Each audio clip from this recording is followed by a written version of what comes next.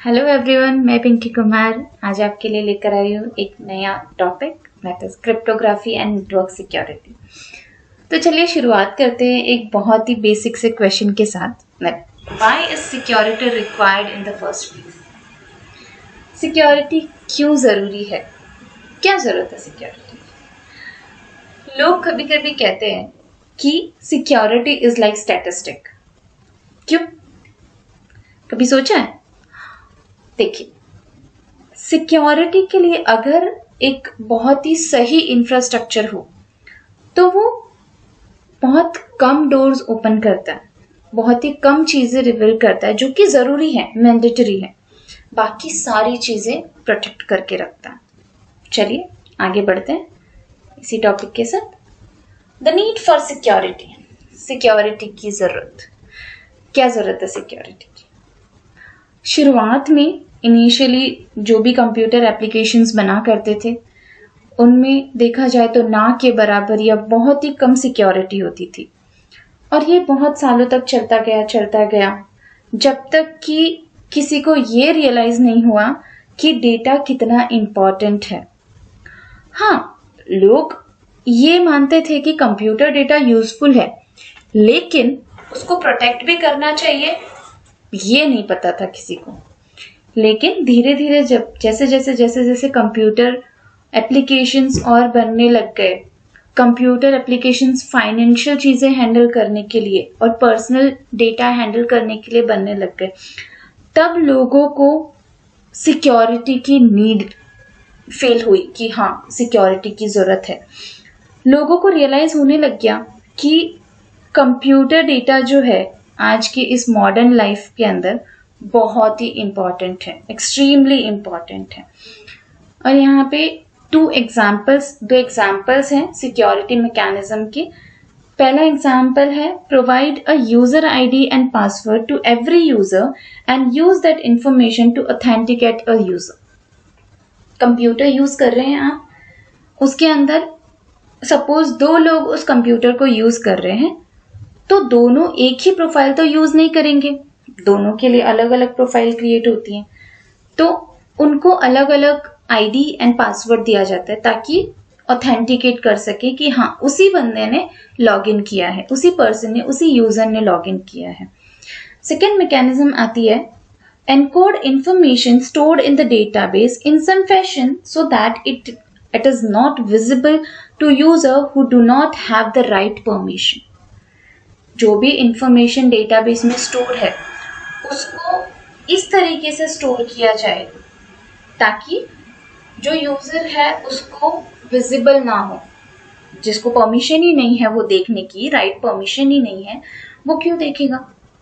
लेकिन लोग देखते हैं, लोगों को मजा आता है किसी की प्राइवेसी में घुसने के लिए। तो ऐसे लोगों को ये डेटा विजिबल ना हो, इसके लिए डेटाबेस में जो भी डेटा स्टोर है उसको ऐसे फैशन में एनकोड किया जाए ताकि वो यूजर ना देख सके। फिर ऑर्गेनाइजेशंस जो है उन्होंने ऐसे मैकेनिज्म, उन्होंने खुद के अपने मैकेनिज्म्स बना लिए ताकि वो एक बेसिक सिक्योरिटी प्रोवाइड कर सके।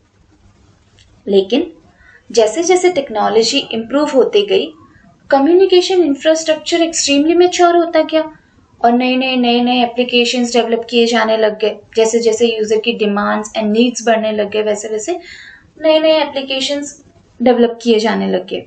जल्द ही लोगों को ये रियलाइज होने लग गया कि जो बेसिक सिक्योरिटी मेजर्स हैं ये इनफ नहीं है, ये बहुत ही कम है। और साथ ही साथ इंटरनेट ने तो बाबा दुनिया को आंधी की तरह उड़ा लिया था। और यहाँ पे बहुत सारे ऐसे एग्जाम्पल्स हैं जहाँ पे ये पता चलता है कि अगर इंटरनेट में यूज किए जाने वाले एप्लीकेशंस को प्रॉपर एफिशिएंट सिक्योरिटी नहीं मिली तो क्या हो सकता है। मैं आपको एक एग्जांपल देती हूँ।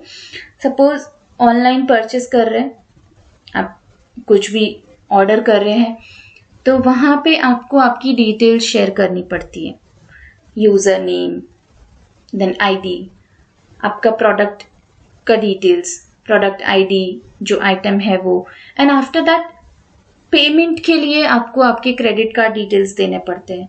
तो ये सारी चीजें जरूरी ऐसा थोड़ी है कि आपने बस एंटर किया और वो वहीं के वहीं रह गया। नहीं, ये इंटरनेट में ट्रैवल करता है, आपके कंप्यूटर से सर्वर तक ट्रैवल करता है। और जब तक ये सर्वर तक जाता है, बहुत सारे सिक्योरिटी होल्स होते हैं यहाँ पे। फर्स्ट ऑफ ऑल, इंट्रूडर जो है वो आपके क्रेडिट कार्ड डिटेल्स को कैच कर सकता है, कैप्चर कर सकता है। जो कि ये क्लाइंट से सर्वर तक जा रहा है उसको कैप्चर कर सकता है और उसका मिसयूज कर सकता है। सपोज समहाउ हमने ये डेटा को इंट्रूडर अटैक से बचा भी लिया, समहाउ बचा भी लिया, लेकिन हमारी प्रॉब्लम यही सॉल्व नहीं होती।